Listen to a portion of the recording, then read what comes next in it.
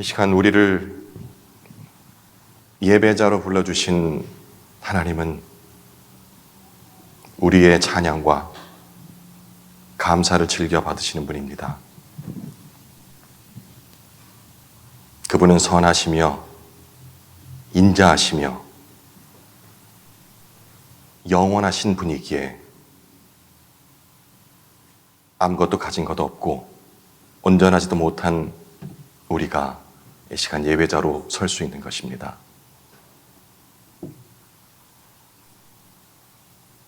비록 부족한 모습이지만 주님께서는 나의 모습, 이 연약한 모습 그대로를 받으시며 우리를 위로해 주십니다. 이 시간 찬송 속에 거하시며 말씀으로 임재하실 성령을 기대하며 우리가 예배자로 하나님 앞으로 나아가십시다.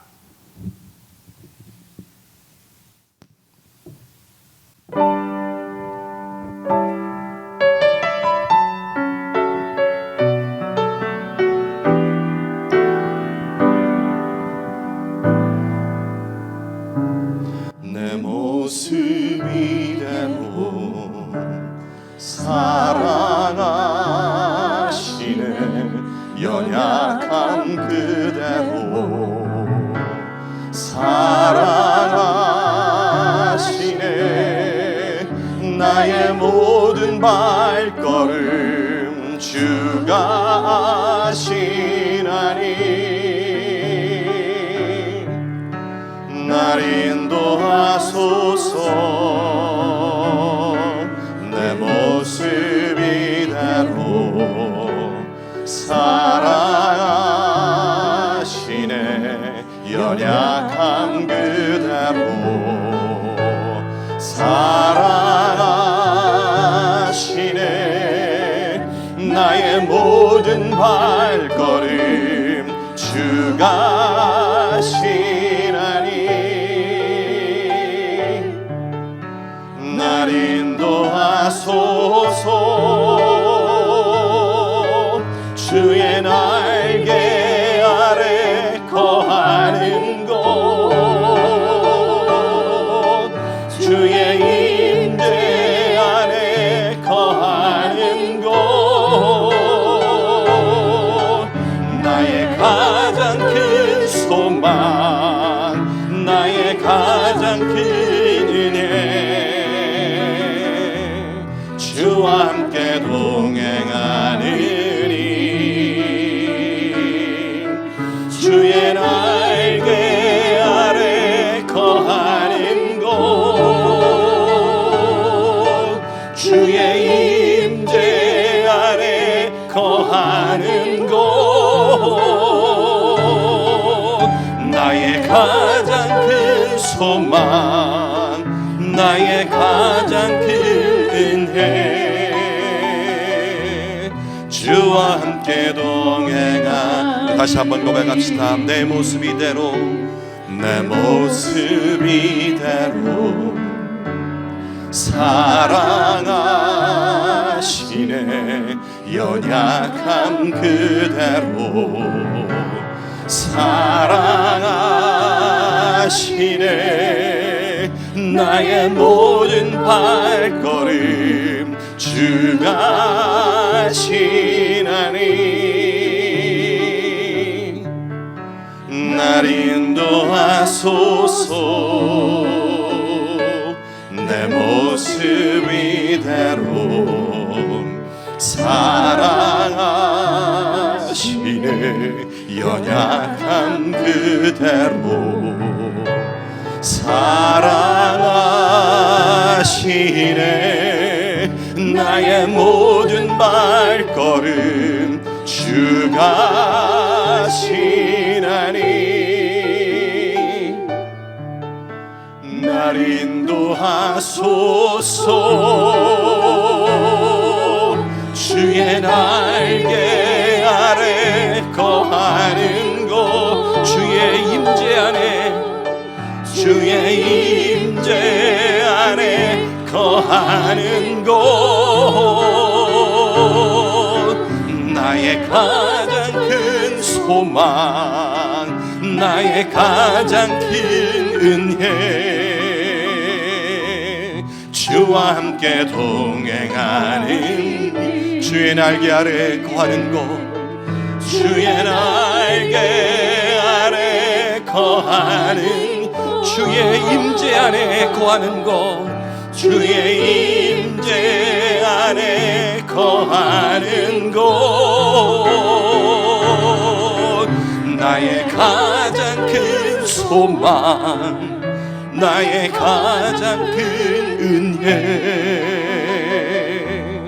주와 함께 동행하는 이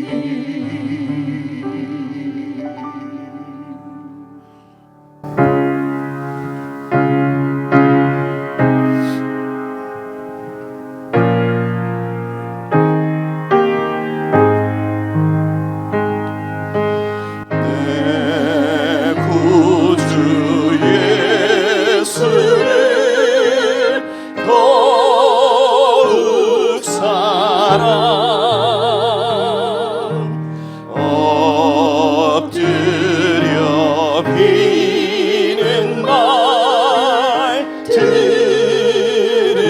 들으소서 내 진정 소원이 내 구주 예수를 더욱 사랑 더욱 사랑 이전의 세상 나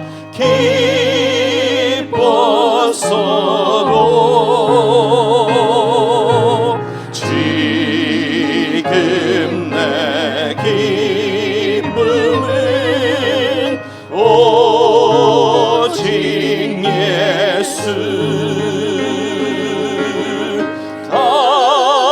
다만 내 비는 말 내 구주 예수를 더욱 사랑 더욱 사랑 이 세상 떠날 때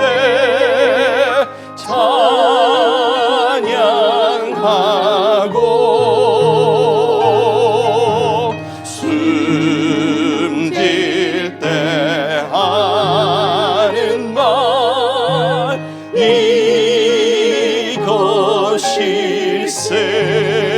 이것일세 다만 내 비는 말 내 구주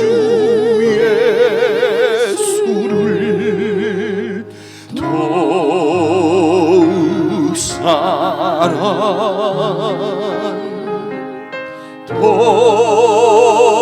더욱 사랑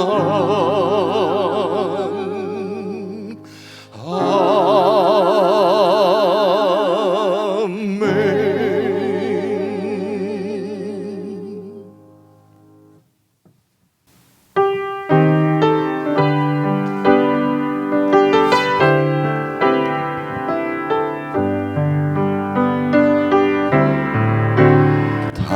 당신이 지쳐서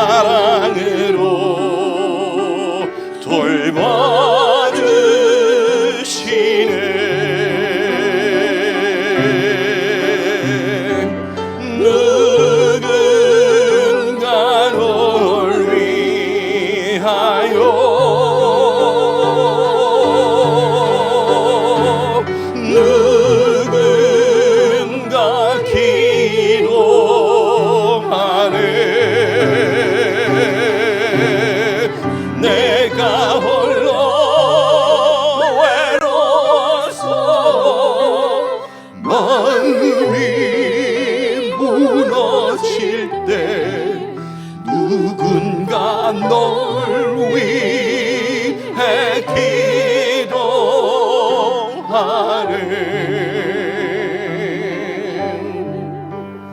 당신이 외로이 홀로 남았을 때 당신은 누구에게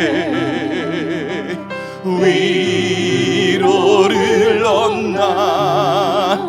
주님의 나시네 당신의 마음을 그대 홀로 잊지 못함에 조용히 그대 위에 조용히 그대 위에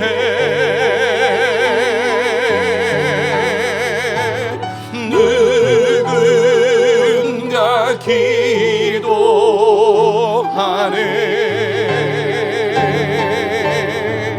내가 홀로 외로워서 마음이 무너질 때 누군가 널 위해 기도하네.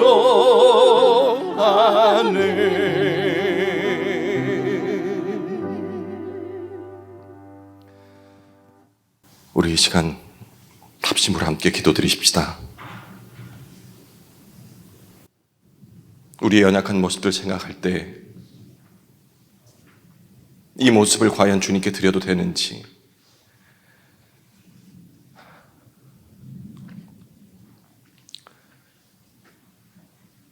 예배자로 이 자리에 나와도 되는지 절망감에 휩싸여 있을 때가 많습니다. 말씀을 받고 힘을 얻어서 세상 속에서 승리할 기만을 바라지만 그렇지 못한 현실에 눈물을 흘릴 때가 많은 것이 우리의 모습입니다. 하지만 하나님께서는 말씀을 통하여서 우리에게 위로를 주십니다. 그 누군가가 바로 성령님임을 우리 이 시간 깨닫습니다. 내 입술을 열어서 기도조차 할 수 있는 힘조차 남아있지 않을 때, 내 짧은 혀로 어떤 말을 주님께 기도드려야 할지도 모를 때에 그때 성령께서 우리를 위하여서 기도하여 주신다고 말씀을 통해 우리에게 위로를 주십니다. 이 시간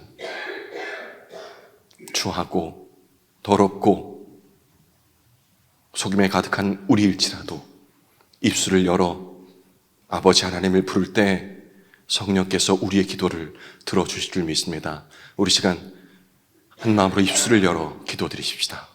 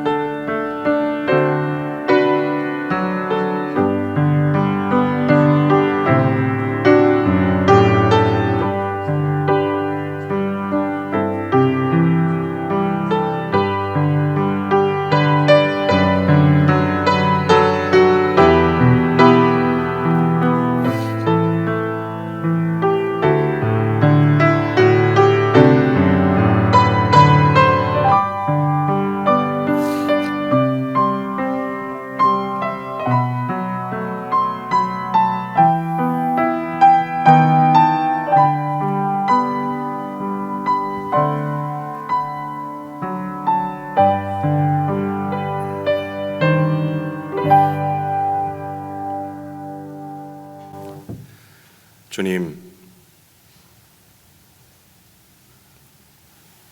우리를 사랑하시고 한순간도 잊지 않으신다는 말씀을 어찌 이리 매 순간 잊어버리는지요.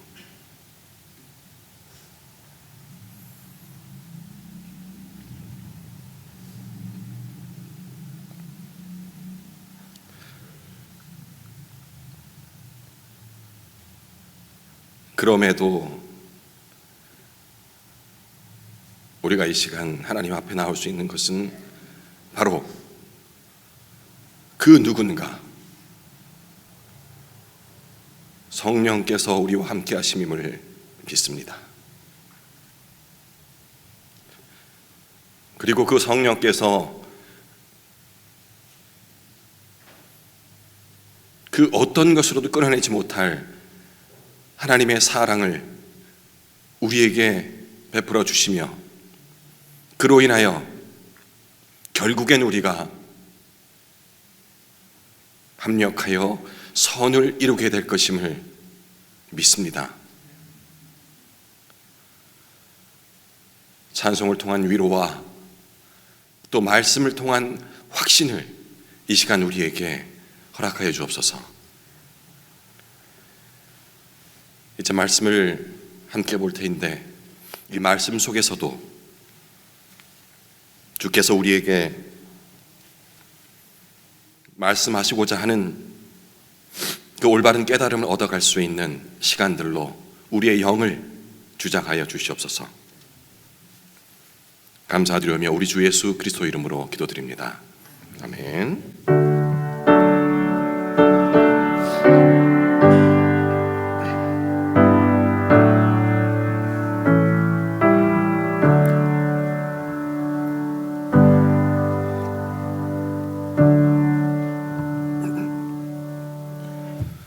네, 반갑습니다. 오늘은 지난 수요일에 이어서 로마서 본문을 함께 살펴보겠습니다. 이어서 가는데요. 지난 수요일에 로마서 8장 25절까지의 말씀을 우리가 함께 살펴봤었습니다. 오늘은 그 이후 26절에서 39절까지의 말씀을 본문으로 한번 살펴보겠습니다. 누가 우리를 그리스도의 사랑에서 끊으리요? 라는 너무나 힘이 되고 또 오늘 본문에 포함된 성경 구절이기도 합니다. 로마서 사도행전 다음입니다. 사도행전 다음 로마서 8장 26절에서 39절까지의 말씀을 우리가 한 절씩 교독하도록 하겠습니다. 제가 먼저 26절에 읽을게요. 이와 같이 성령도 우리의 연약함을 도우시나니 우리는 마땅히 기도할 바를 알지 못하나 오직 성령이 말할 수 없는 탄식으로 우리를 위하여 친히 간구하시느니라. 마음을 살피시는 이가 성령의 생각을 아시나니 이는 성령이 하나님의 뜻대로 성도를 위하여 간구하심이니라. 우리가 알거니와 하나님을 사랑하는 자 곧 그의 뜻대로 부르심을 입은 자들에게는 모든 것이 합력하여 선을 이루느니라. 하나님이 미리 아신 자들을 또한 그 아들의 형상을 본받게 하기 위하여 미리 정하셨으니 이는 그로 많은 형제 중에서 맏아들이 되게 하려 하심이니라. 또 미리 정하신 그들을 또한 부르시고 부르신 그들을 또한 의롭다 하시고 의롭다 하신 그들을 또한 영화롭게 하셨느니라. 그런즉 이 일에 대하여 우리가 무슨 말하리요? 만일 하나님이 우리를 위하시면 누가 우리를 대적하리요? 자기 아들을 아끼지 아니하시고 우리 모든 사람을 위하여 내주신 이가 어찌 그 아들과 함께 모든 것을 우리에게 주시지 아니하겠느냐? 누가 능히 하나님께서 택하신 자들을 고발하리요? 의롭다 하신 이는 하나님이시니 누가 정죄하리요? 죽으실 뿐 아니라 다시 살아나신 이는 그리스도 예수시니 그는 하나님 우편에 계신 자요 우리를 위하여 간구하시는 자시니라. 누가 우리를 그리스도의 사랑에서 끊으리요? 환난이나 곤고나 박해나 기근이나 적신이나 위험이나 칼이랴.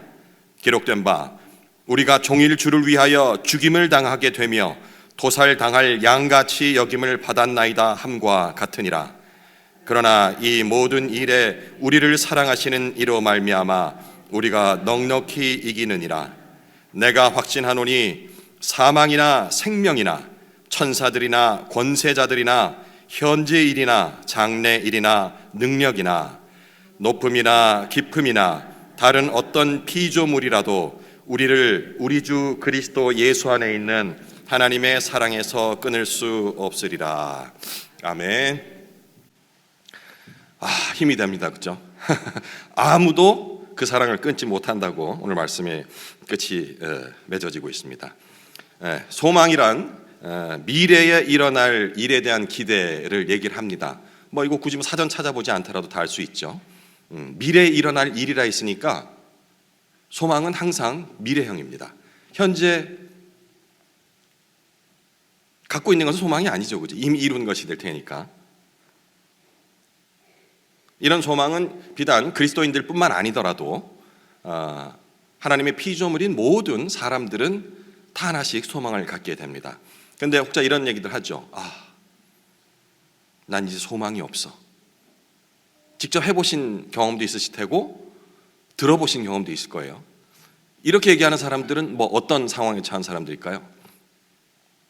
기도해도 응답도 없는 것 같고, 아니 일반인들로 친다면 어쩜 이렇게 내가 하는 일마다 실패를 하는지. 저쪽 우리 이웃종교죠? 거기서는 윤회가 있으니까 이런 농담을 합니다. 이번 생은 글렀나 봐. 마치 다음에 또 한번 그런 게 있으면 참 좋겠네요. 그죠? 이번에 실패했더라도 다음 생에서 잘 살면 되니까. 그런 게 없잖아요, 근데 다음 생이라는 것이.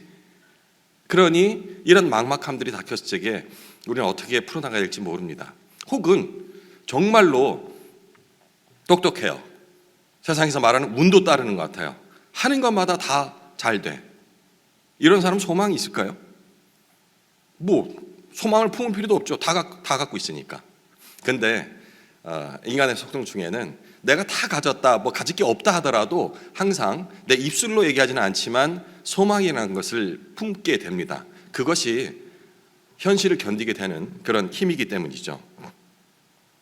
바울은 그리스도인들이 갖게 되는 이 소망의 토대에 대해서 두 가지로 얘기를 하고 있습니다. 첫 번째 토대는 우리가 모르는 가운데 도움을 받는 것이라고 오늘 본문 26절과 27절에 기록이 되어 있습니다. 그리고 두 번째 토대는 알고 우리가 아는 상태로 도움을 받는 것, 이것이 바로 소망의 토대 두 가지 중에 하나라고 얘기합니다. 이것은 28절에서 30절까지 오늘 본문에 기록이 되어 있는데요. 26절과 27절 말씀은 우리가 기도할 말이 없을 때, 무슨 말을 해야 될지 그렇게 모를 때 성령께서 이 일을 우리를 대신해서 기도를 하신다라고 얘기를 하고 있습니다. 26절, 이와 같이 성령도 우리의 연약함을 도우시나니 우리는 마땅히 기도할 바를 알지 못하나 오직 성령이 말할 수 없는 탄식으로 우리를 위하여 친히 간구하시느니라. 이렇게 적혀 있죠, 그죠? 어떻게 기도할 줄 모르겠어요, 소망이 안 보여요, 이럴 적에 그 마음까지도, 혹은 이 말도 못하겠어, 3일 밤낮을 식음을 전폐했어요, 이런 경험들 인생에 연륜이신 분들은 다 있으실 거예요. 어쩜 이렇게 나에게만 닥치는 고난인지. 그래서 기도를 해야 되는 거 아는데도 입술이 안 띄어지는 거예요. 무슨 말을 해야 될지 모르겠어요, 내 모습을 보니까. 그런데 그때 성령께서 친히 우리 마음을 아시고 대신 간구해 주신다라고 오늘 이렇게 얘기를 하는 거예요. 우리가 알지 못하는 사이에 성령께서 간구하시는 일, 알지 못하는 일, 이게 바로 첫 번째 토대라고 얘기를 하는 것이죠. 그리고 이어진 28절에서 30절은 우리의 삶에, 우리가 처한 모든 삶에서, 상황 속에서 하나님께서 일을 하신다라고 얘기를 합니다. 미래에 대한 소망, 그리고 그 소망을 도우시는 성령님의 행하심, 마지막으로 이 모든 과정 중에 역사하시는 하나님의 손길을 얘기하는데요. 이 소망에 대한 토대를 바탕으로 바울은 이후에 있는 31절에서 마지막 절 39절까지 그리스도인들에게 질문을 합니다. 질문 형식을 띠고 있지만 사실은 답을 질문에 다 포함하고 있어요. 복습을 잠깐 하겠습니다. 지난주 안 오셨던 분들은 어쩔 수 없고, 우리가 무슨 영을 받았다라고 로마서 바울은 얘기를 했죠? 양자, 그죠? 예, 양자의 영. 그리고 양자 개념을 지난주에 잠깐 설명드렸었죠. 이 양자의 영을 받은 것, 하나님이 양자가 됐다는 사실을 누가 증인으로 증명해 준다고 했죠? 성령. 예, 성령께서 친히 증인이 되어 주시겠다. 그리고 하나님의 양자, 이 양자라는 것은 아들들을 얘기합니다. 자녀들을 얘기하는 것이죠. 이 자녀들이 되기 위한 선제 조건이 하나 있었는데 요한복음 1장 12절, 예, 거기 나와 있죠. 누구를 믿어야 된다고요? 예수 그리스도. 그냥 믿는 것이 아니고 그분이 누구의 아들이다? 하나님의 아들이라는 것을 인정을 하는 단 한 가지 조건으로 우리가 성령께서 우리를 증인이 되어 주신답니다. 우리가 양자가 됐다라는 것을. 그죠? 네. 양자라는 개념. 오늘 지난주에 못 들으신 분들은 무슨 얘기하지? 우리가 하나님 자녀인데 무슨 양자야? 라고 의아할 수도 있는데 제가 짬짬이 더 설명을 드리겠습니다. 아니면 지난 설교를 한번 들어보시면 이해가 가실 겁니다. 그런데 그렇게 고백함으로써 양자가 되었는데 권리들을 쭉 받았어요. 그 권리 중에 우리가 이거를 특혜 권리를 받아야 되나라고 좀 망설여졌던 부분이 바로 그리스도께서 고난을 받으셨듯이 우리도 그 고난에 동참해야 한다. 예, 이것이 우리에게 준 마지막 특권이다라고 얘기를 했습니다. 그렇게 하고서 바울이 우리가 연약하니까 그것 때문에 시험에 들까봐 고난이 진짜 여자들이 아이를 낳는 것처럼 해산의 고통과 비교할 정도로 힘들 수 있어. 인정해. 그런데 그 고난을 견딜 수 있는 것은 우리가 장차 미래에 올, 아까 서두에 얘기했듯이 그 소망이 뭐냐면 그 영광, 우리가 받을 그 영광과 비교했을 적에 비교가 안 돼. 그러니 참고 그 고난에 기쁜 마음으로 동참을 해야 한다라고 바울이 얘기를 했었습니다. 지난 본문 잠깐 짚어드리는 거예요. 그리고 나서 마지막 두 구절, 오늘 본문의 앞선 두 구절인데요, 24절과 25절입니다. 우리가 소망으로 구원을 얻었음에 보이는 소망이 소망이 아니니 보는 것을 누가 바라리요. 만일 우리가 보지 못하는 것을 바라면 참음으로 기다릴지니라 라고 지난 본문에 끝을 맺고 난 이후에 이제 오늘 26절부터 시작이 되는 거예요. 바울은 24절과 25절에 분명히 이렇게 기록했습니다. 보이는 소망은 소망이 아니라고요. 맞죠? 이미 가지면 소망이 아니듯이 확실하게 보인다 하다는 건 그건 소망이 아닙니다. 우리가 어렴풋 이럴 것 같아라는 그 기대감들이지 무엇을 정확히 명확히 보이는 것은 소망이 아닌 것이죠. 그러면 이러는 거예요. 그 앞선 말씀에 우리가 그리스도인들이 아멘 화답하고서 할 거예요 라고 입술로는 고백을 해서 결과적으로는 팍 나왔는데 예배당 문을 나서는 순간 그래도 뭐 눈에 안 보이니까 뭔가 좀 허전한 거예요. 그럼 우리 그리스도인들은 정말 이게 계속 이렇게 보이지도 않는 뜬구름 같은 이런 것들을 그냥 확신하라고 해서 그냥 믿습니다 하고서 현실의 삶에서 이런 고난들을 맞설 수 있을 것인가 라는 생각이 예배당 문을 나가면서 드는 거예요. 혹은 차 탈 때까지도 안 들었다 하는데 내일이든 오늘 저녁이든 뭔가 현실에 직면했을 때, 고난에 직면했을 적에 이런 의문들이 드는 거예요. 언제까지 기다려야 되지? 죽어야 가능한 건가? 이런 의문들이 들 것을 미리 알았던 걸까요? 그래서 26절에 이렇게 기록을 한 것이 아닐까 싶습니다.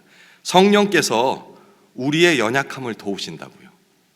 예, 연약한 거예요. 여기서 뜨겁게 찬양하고 눈물 흘리고 아멘 고백을 했지만 30분도 안 지나서 이렇게 약해져 있고 이게 현실이잖아요. 그런데 그 모습을 다 아신대. 센 척 할 필요 없대요. 해서 우리가 이렇게 기도를 했으니까 미쳐나 믿습니다. 장로님이니까 성도들 앞에 본이 돼야 되니까. 실제로는 갈기갈기 찢어졌는데 옆에서 누군가 막 공격하는 말을 듣고서 마음이 찢어져. 근데 자리가 자리인 만큼 센 척 해야 돼. 근데 성령은 그것까지 다 알고 계신대요. 그래서 고민하지 말라. 그리고 그 모습 그대로 인정을 해도 된다라고. 왜냐하면 성령께서 우리의 그런 연약함까지 다 알고 있기 때문에 염려할 필요 없다라고. 이렇게 26절부터 기록을 하고 있습니다. 어떤 때가 가장 힘들까요? 사람이 사랑하는 존재를 내 곁에서 떠나보낼 때, 혹은 일생일 때 정말 중요한 문제와 맞닥뜨렸을 때, 아니면 나의 잘못, 나도 인정하는 나의 잘못, 혹은 실패, 이렇게 닥쳤을 때 사실은 기도하려고 해도 왜 내가 잘못한 걸 아니까 이게 입을 열기가 정말 죄송스러워요. 뭐 해놓고 또 한 번 용서해 주시면, 하나님께서 나를 또 이렇게 세워주시면 정말 잘하겠습니다. 그것도 한두 번이죠. 몇 번 하다 보면 이 기도를 또 해도 되나? 라는 양심의 가책 때문에 입술이 떨어지질 않아요. 남들은 다 몰라. 내 아내도 몰라. 내 남편도 몰라. 근데 난 알아. 내가 얼마나 악독한 생각을 갖고 또 그런 일들을 행했는지. 이런 생각이 들면 입이 안 떨어지죠. 그렇죠? 그런 생각이 아예 안 들면 정상이 아니에요. 우리가 그럴 수가 없거든요. 온전할 수가 없는 존재이기 때문에. 그러니까 그런 생각들 때문에, 가책들 때문에 입술을 열 수가 없을 때 오직 성령이 말할 수 없는 탄식으로 우리를 위해 친히 간구하신다라고 적혀 있습니다. 매주 월요일부터 금요일까지 새벽 5시 30분이 되면은 여러분 지금 앉아 계신 이곳에서 새벽 말씀 묵상 기도회라는 게 매일 있거든요. 여기는 이제 그렇게 참여하신 분들 계실 테고, 직장 문제 때문에 혹은 너무 멀어서 왔다 갔다 시간이 안 되기 때문에 그냥 개인적으로 집에서 그 시간을 갖고 계신 분들도 계시고. 근데 이제 여기 같이 이렇게 앉아 계신 분들은 이런 소리 들어보셨을 거예요. 이제 말씀, 우리는 그냥 새벽 기도회가 아니라서 말씀을 말씀 묵상 기도회라고 이렇게 명명한 이유가 따로 있습니다. 무슨 새벽에 저렇게 설교를 오래 하지? 설교가 아니고 성경 공부를 하는 거예요. 큐티를 같이 공동을 하는. 그렇기 때문에 조금 길게 느껴질 수 있는데, 이게 마치고 나면은 이제 불이 꺼지고요. 개인 묵상이 끝나고 나면 불이 꺼지고 이제 기도를 해요. 그때 되면 어김없이 저쪽에서 이쪽에서 아버지 이런 소리가 들려요. 아버지, 혹은 주여라고 들려. 아버지 부르시는 것 같아요, 그죠?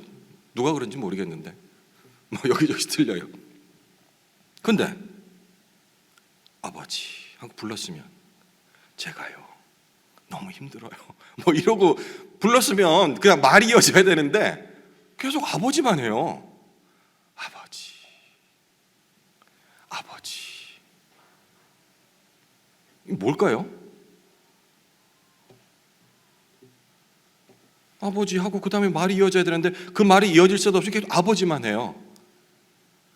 기도할 게 없어서? 그냥 습관적으로? 오늘 본문에 의한다면 그게 아닙니다. 내가 입술을 열어서 무슨 말을 할 수도 없는 그런 상황에서 아버지를 부르는 거예요. 부르면 그 내 마음속 깊은 곳까지도, 심지어는 나조차 알지 못하는 그 마음속의 탄식을 성령께서 친히 아시고 대신하여서 간구해 주시는 거예요. 그럼 여기서 아버지 하는 것은 뭐겠어요? 주님, 내 마음을 좀 받아주십시오. 성령께서 이 시간 내 마음속에 있는 나조차 알지 못하는 그러한 간구를, 탄식을 하나님께 대신해서 간구해 주십시오 라는 고백이 들어있는 거예요. 그러면 아버지 불러놓고 아버지 불렀으면 얘기도 안 해 라는 생각 안 가셔도 되겠죠. 그냥 아버지만 불러도 성령께서 우리 마음속에 있는 그런 감정과 깊은 곳에 있는 드러내지 못할 일까지도 다 아시고 친히 간구하여 주신다라고 얘기를 하는 겁니다. 그러니까 우리가 교회 대표 기도도 있고 뭐 이런 기도가 있어요. 오늘도 기도회 순번상으로 아마 다른 일이 있었겠죠.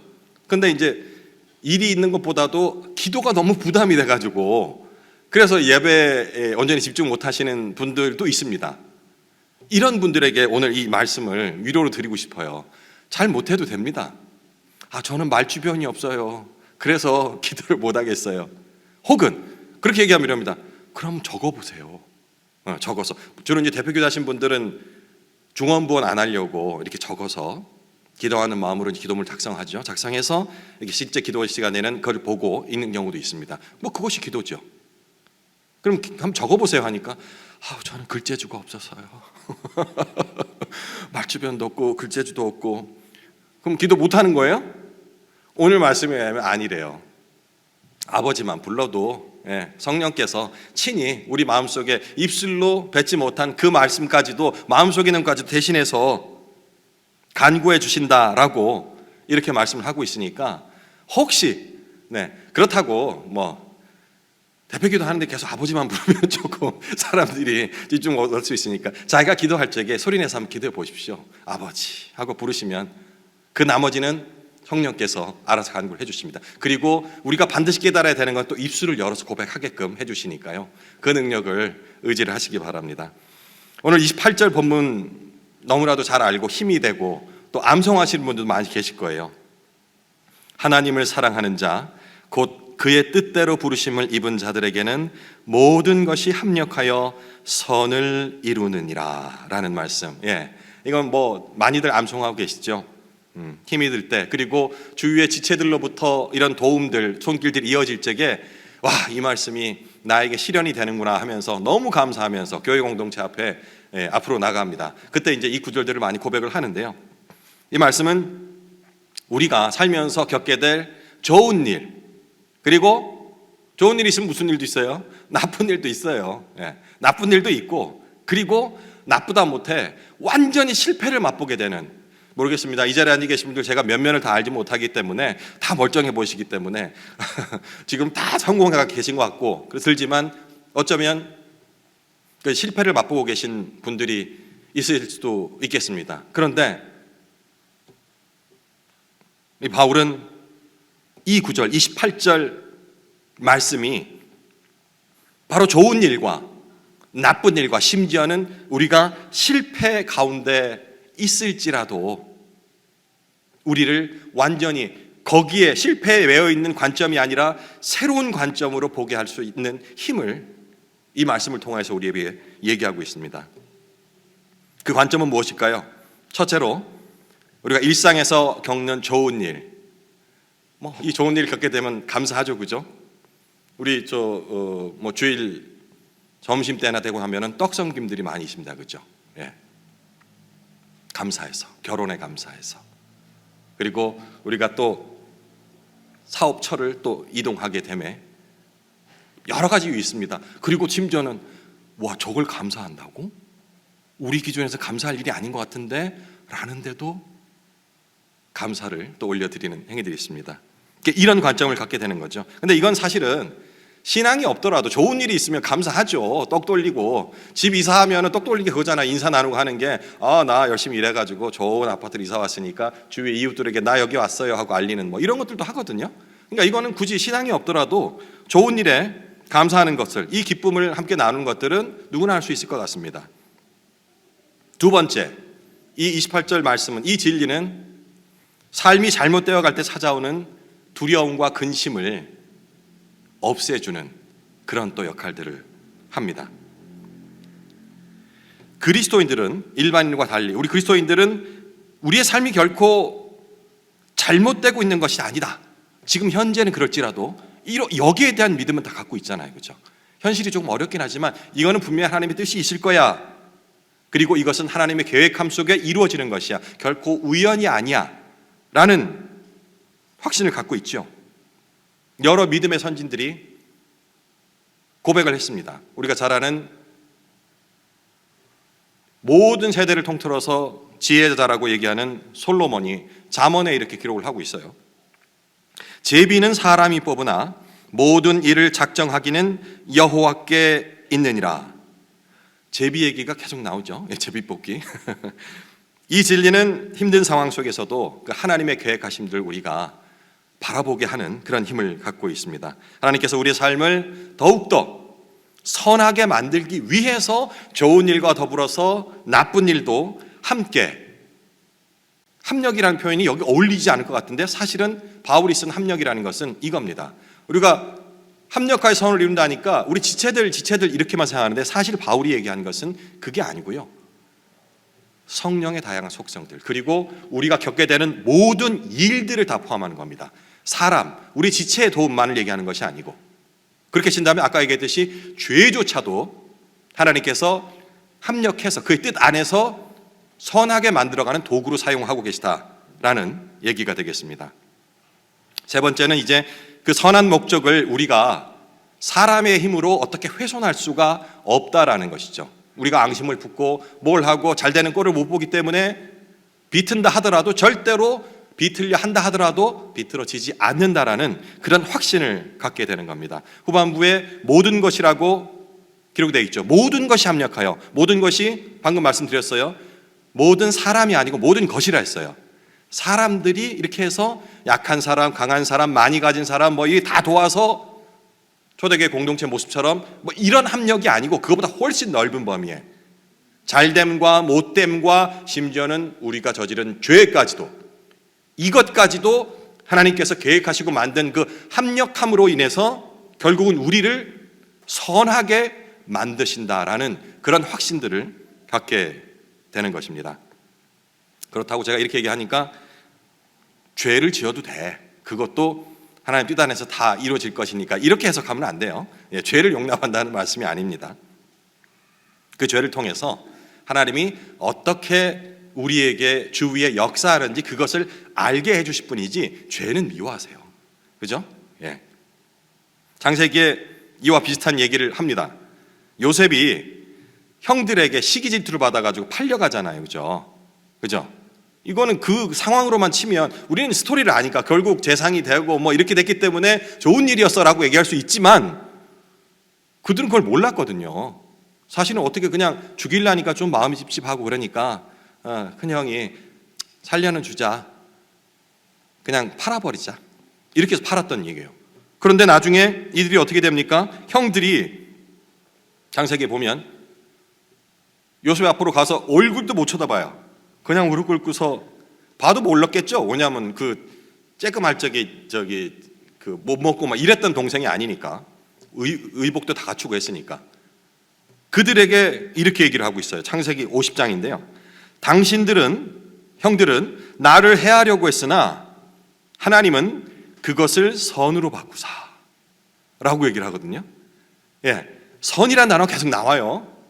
우리가 제일 처음에 불렀던 찬양에도 선하시고 인자시고 영원하시단 이렇게 우리가 고백을 드렸거든요.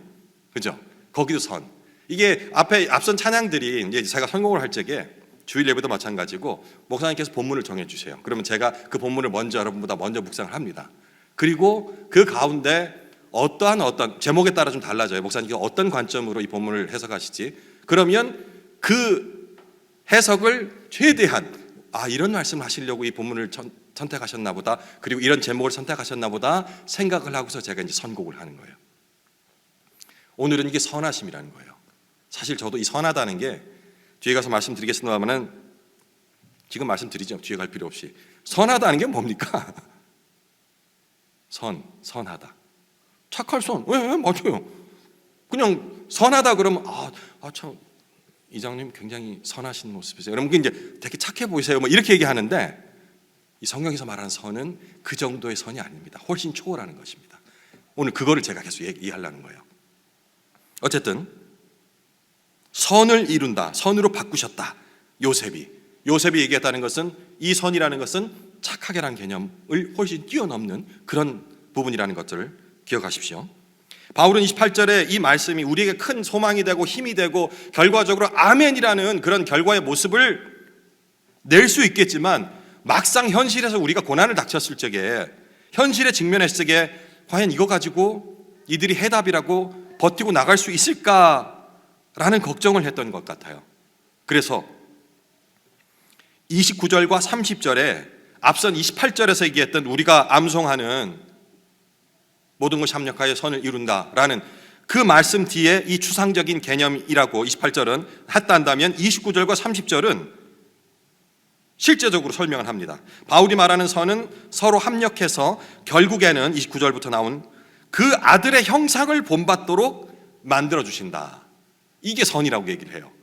그럼 우리가 착하다는 개념과는 조금 동떨어지다 볼 수 있죠. 훨씬 큰 개념입니다. 그 아들의 형상을 본받도록. 그 아들이 누굽니까?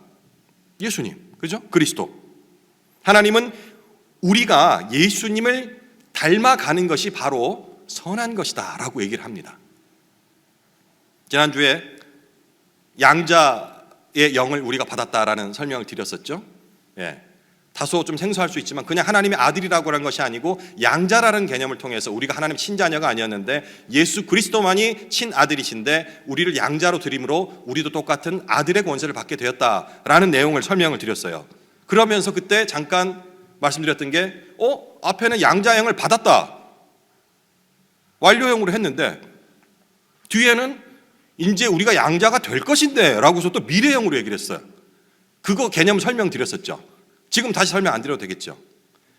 짧게 설명드리자면 양자의 영을 받았다, 양자가 됐다라는 것은 그때도 그 말씀드린 것 같아요. 이수동 장로님이 저를 양자로 삼았다 하면 그 즉시 양자가 된 거예요. 됐다 하는 거고, 그리고 양자가 되어간다는 것은 제가 이 장로님의 집안의 가풍과 생각과 그리고 모든 바라는 것들을 배워가는 과정, 진정한 의미의 양자가 되어가는 과정을 얘기할 적에는 양자가 될 것이다, 되어간다라는 그런 의미라고 얘기했죠. 그러니 됐다 해놓고 여기는 될 것이라 하는 것이 혼동스럽지 않을 것이라고 얘기를 했어요. 오늘 본문도 마찬가지입니다. 예수님을 닮도록 만들어 간다는 것이 바로 그 의미죠. 아들이 되었다 해놓고 아들이 또 되어간다. 예수님처럼 너희들은 뒤에 나오거든요. 이미 권세를 받았다라고 되어 있는데 이제 그 영광을 받았다고 되어 있는데 받을 것이다라고 또 두 가지 시제로 얘기를 하고 있어요. 미리 힌트를 드렸습니다. 그런 의미를 가지고 지난주와 이어서 생각하시면 되겠습니다. 그 과정이 30절에 나와 있는데 또 미리 정하신 그들을 또한 부르시고 부르신 그들을 또한 의롭다 하시고 의롭다 하신 그들을 또한 영화롭게 하셨느니라. 영화롭게 될 것이니라? 아니요. 뭐라고요? 하셨느니라. 됐다고 이미 이렇게 돼 있어요. 이 얘기가 그 얘기입니다. 지난주 얘기가 없었다면 이게 뭐지? 영화롭게 됐다고가 아니고 될 것이라고? 오히려 우리는 우리 스스로가 영화롭다고 지금 생각하지 않기 때문에 될 것이다라는 말이 더 친숙할 수는 있겠지만 분명히 우리가 영화로운 존재라고 부름을 받았다고 돼 있거든요. 앞에도 다 그렇게 돼 있죠. 부르실 것이고가 아니고 부르시고 의롭다 하셨고 이런 식으로 다 완료형을 해야 하거든요. 그럼 언제 이렇게 됐다라는 것일까라고 생각하는 것이 합리적일 수가 있겠습니다. 이미 알고 계시죠? 창세전에 우리를 택하시고 이게 신학적인 용어로는 예정론 이렇게 들어가는데 예정론과 선택론 이렇게 들어가면 조금 복잡해질 수는 있어요. 근데 우리 거기까지는 들어가지 말고요. 어쨌든 창세전에 우리를, 창세전이라 한다면 우리가 아직 태어나기도 전이잖아요. 그때 이미 작정을 하셨다라는 얘기가 되겠습니다. 그런 의미에서 우리가 영화롭게 되었다. 근데 지금 이제 영화롭게 될 것이라는 부분은 앞서 말씀드렸죠. 그렇게 돼가는 거예요. 예수님을 닮아가는 과정을 영화롭게 될 것이다 라고 말씀을 하고 계신 것입니다. 쉽게 설명이 됐나 모르겠네요. 이거 어떻게 설명하지 하고 진짜 고민 많이 했는데 하면서도 제대로 설명했나 지금 자꾸 의문이 드는데 이거 계속 얘기하고 있으면 시간이 너무 가니까 혹시 이해가 안 되시더라도 오는 주일날 다시 한번 제가 이 로마서 말씀을 이어서 계속 이어가거든요. 그러면 이어서 이제 세 번을 하게 되는데 그러면 조금 더 이해가 되실 거예요. 양자의 영 여기서부터 시작해서 설명을 하도록 하겠습니다. 바울은 이런 설명 후에 31절에 이렇게 질문을 하죠. 그런즉 이 일에 대하여 우리가 무슨 말을 하리요? 그 뒤에 바로 이어서 구체적으로 5가지의 세부 질문을 던지는데요. 31절 후반부에 만일 하나님이 우리를 위하시면 누가 우리를 대적하리요? 이거 질문 형식입니다. 근데 답이 벌써 나와 있죠. 아무도 대적하지 못한다라는 그 뉘앙스를 가지고서 질문을 하는 겁니다. 하나님의 목적이 만약에 우리를 영화롭게 하는 것이라면 도대체 우리가 두려워할 게 뭐가 있겠느냐? 이 질문을, 이 대답을 질문으로 대신하는 거예요. 만일 하나님이 우리를 위하시면 누가, 그 무엇이 우리를 대적하리요, 못하게 막으리요, 두려워할 필요가 없다라는 질문과 대답을 동시에 갖고 있습니다. 두 번째 32절. 자기 아들을 아끼지 아니하시고 어찌 그 아들과 함께 모든 것을 우리에게 주시지 아니하겠느냐. 이게 무슨 말입니까? 우리를 영화롭게 하기로 작성하신 하나님께서 가장 소중한 그 아들까지 포기를 하셨는데 왜 우리는 필요한 것을 받지 못할지도 모른다라는 그런 근심을 가지고 사느냐. 이 내용을 이 질문을 하고 있는 거예요. 두 가지 또 질문했어요. 세 번째 질문은 뭡니까? 누가 능히 고발하리요? 의롭다 하신 이는 하나님이시니 우리를 영화롭게 하기로 작정하신, 이게 계속 반복입니다. 그러니까 하나님이 우리 작정하신 거예요. 영화롭게 하리라고 작정을 하셨다 한다면 하나님이 우리를 의롭다고 선포하셨는데 왜 우리는 아직도 의롭지 못하다, 죄책감에 사로잡히고 용서받지 못했다고 맨날 용서해 달라고 해야 하는가라는 질문입니다. 이건 잘 생각하셔야 돼요. 그러면 우리가 지금 아무 죄도 없다 이 얘기가 아닙니다. 사탄은 계속해서 얘기하거든요. 네가 예수 믿으면은, 어이구, 그 얘기 들으면 맞잖아요. 그러니까 자꾸 다운되는 거예요. 나중에 어떻게 됩니까? 교회 가기도 싫어요. 아니 다른 의미, 귀찮아서 안 간다는 게 아니고 내 양심상 못 가겠어요. 일주일 그렇게 뭐같이 살아놓고 어떻게 주일날 나와 찬양을 부르고 앉았고, 그렇게 모든 사람들 남을 속여서 이익을 취한 그 사실이 떠오르는데 어떻게 와요? 그러니까 이런 걸로 계속 공격하게 되는데 그 공격에 마치 그것이 절대 누구도 하나님조차도 용서하지 못할 일이라고 스스로 정죄하고 다운되지 말라는 그 말씀입니다. 하나님께서 작성하셨다 한다면 어떠한 죄라도, 세상에서 용서받지 못할 죄라도 하나님께서는 용서하여 주실 수 있다라는 얘기입니다. 예. 죄 지어도 된다는 얘기 아니에요. 그죠? 그렇게 해석하시면 안 돼요. 자, 세 번째까지 했고요. 네 번째, 누가 정죄하리요?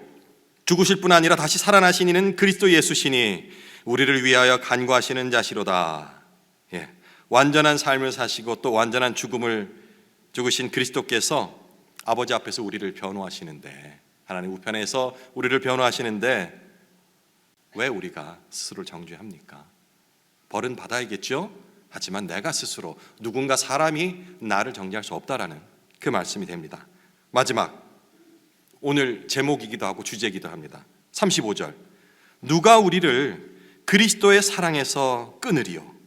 앞선 모든 질문을 통합해서 질문하며 또 대답까지 함께 하고 있죠. 우리의 삶에서 가장 중요한 문제는 나를 이 그리스도의 사랑에서 끊어버릴 만한 무언가 있지 않을까라는 의심과 근심, 그리고 그 두려움 때문에 발생을 합니다. 이론적으로는 알겠는데 뭔가 그래도 뭐 있지 않을까? 내가 이 정도까지 잘못했으니까 이것도 설마 용서하실까라는 것 때문에 근심을 하게 되는 것이죠. 근데 바울은 마치 그런 것이 실제로는 있어라고 느끼게끔 말을 해요. 깜짝 놀랐어요. 환난과 곤고, 박해, 굶주림, 헐벗음, 위험, 칼, 이런 것들이 우리를 그리스도의 사랑에서 끊을 수도 있을 것처럼 얘기를 합니다. 왜냐하면 뒤에 이런 것이 있을진데 넉넉히 이길지니라 하니까, 한편으로는 저같이 의심 많은 사람은 아니 10명 중에 9명은 넉넉히 이겨도 1명인 나는 못 이길 수 있지 않을까? 이런 생각 혹시 안 하십니까? 스스로를 강하다고 생각하십니까? 10명 중에 항상 나는 9명에 속한다고 자신하세요? 다들 제가 알기로는 상담학적으로 들어가 보면 그 중에 한 명이 꼭 나라고 9명이 생각을 해요. 그 되게 센 사람들 그 중에 한 명만 확신을 하고 들어가는데, 대부분의 사람들은 겉으로는 드러내지 않지만 10명 중에 잘 못 될 수 있는 확률이 10분의 1이야. 정말 희박해. 아니면 100분의 1이야. 근데 100분의 1이 내가 될지도 못하는 항상 불안감을 갖고 있는 거예요. 그게 몇 명이라고요? 10명이면 9명이 내가 10분의 1이라고 생각을 하고, 100명이면 99명이 내가 그 중에 한 명일 것이라고 생각을 합니다. 이렇게 생각할 걸 바울은 미리 알았을까요?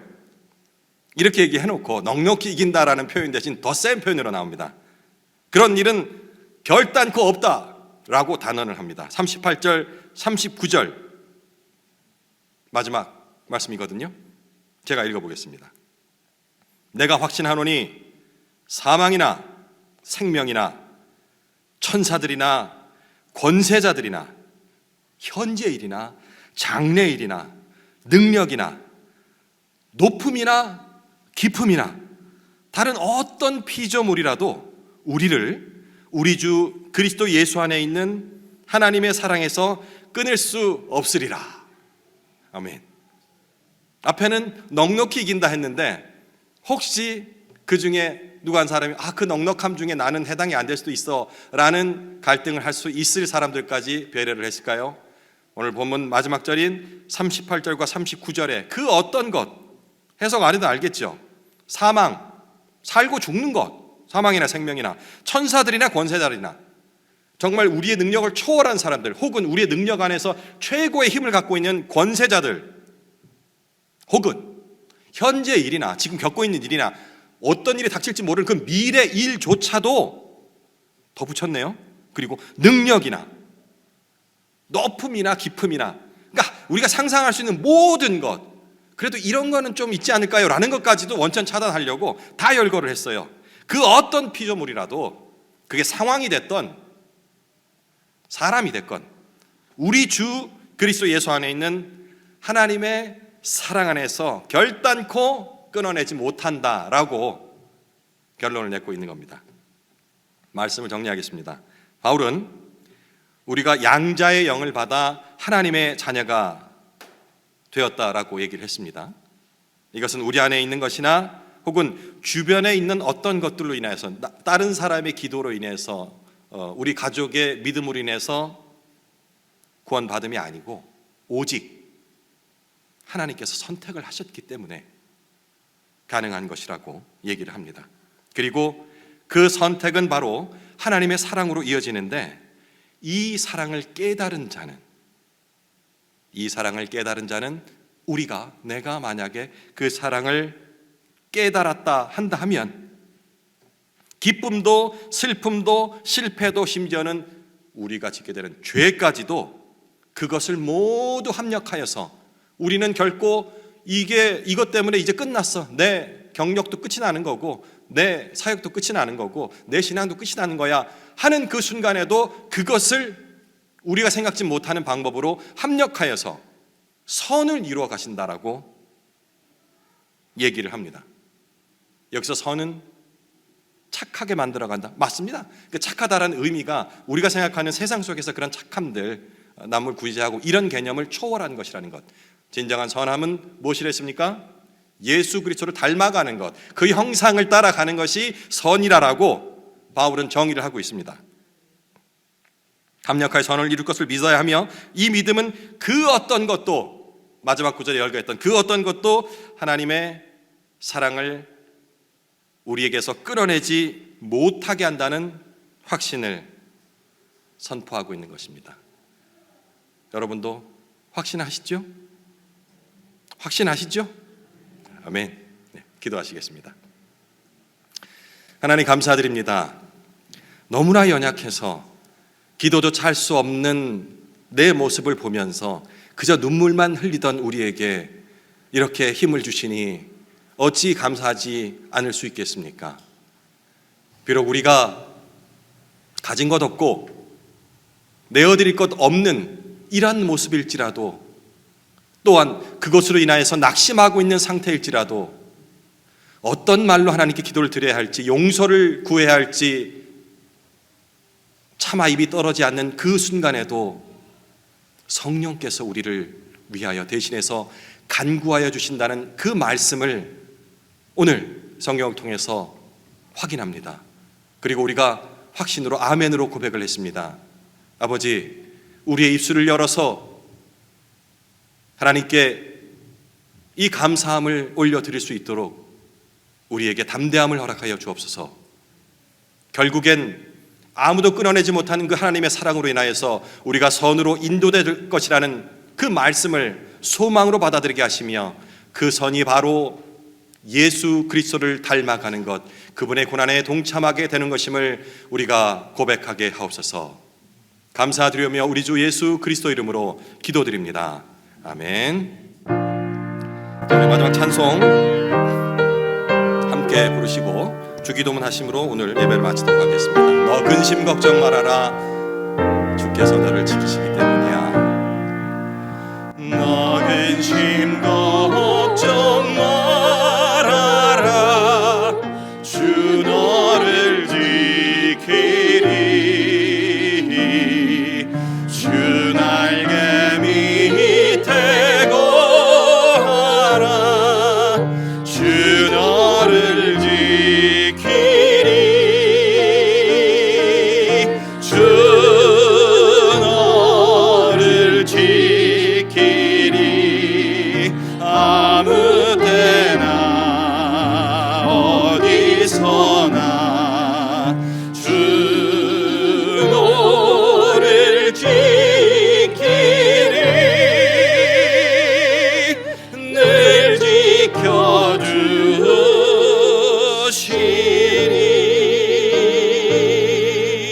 어려워 낙심될 때에 주 너를 지키리. 위험한 일을 당할 때 주 너를 지키리. 주 너를 지키리. 아무 때나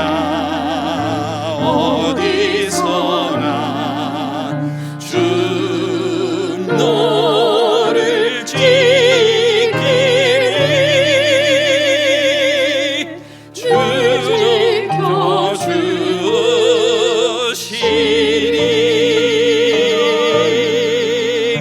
어려운 시험 당해도 주 너를 지키리.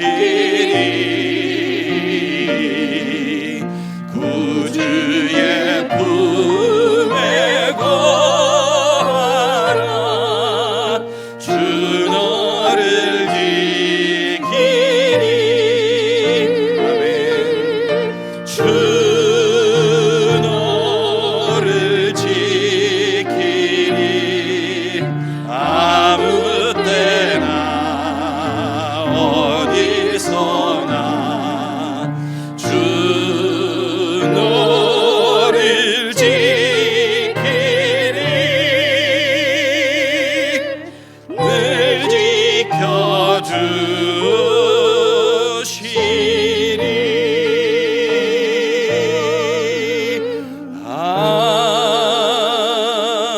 아멘. 하늘에 계신 우리 아버지여, 이름이 거룩히 여김을 받으시오며 나라에 임하옵시며 뜻이 하늘에서 이룬 것 같이 땅에서도 이루어지이다. 오늘날 우리에게 일용할 양식을 주옵시고, 우리가 우리에게 죄 지은 자를 사하여 준 것 같이 우리 죄를 사하여 주옵시고, 우리를 시험에 들게 하지 마옵시고 다만 악에서 구하옵소서. 대개 나라와 권세와 영광이 아버지께 영원히 있사옵나이다. 아멘.